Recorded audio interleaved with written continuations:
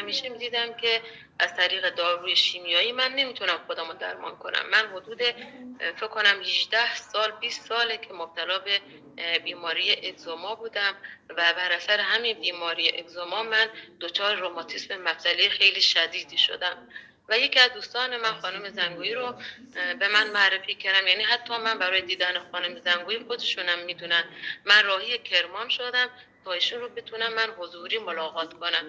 و وقتی که من موارد خودم رو به ایشون گفتم، ایشون از روی عکس زبان من به من حتی گفتن که چه مشکلاتی دارن. یعنی بعد از کرمان من رفتم سفری به مشهد، دقیقا همون مواردی که خانم زنگوی عزیز گفته بودن به خدا همون موارد تو آزمایشات من نمودار شد. یعنی من کیست داشتم، کیست رحم داشتم و کیست سینه داشتم، همون روماتیسم داشتم، غلیظت خون داشتم و من بر اساس داروهایی که خانم زنگوی عزیز به من داده بودن من درمان شدم.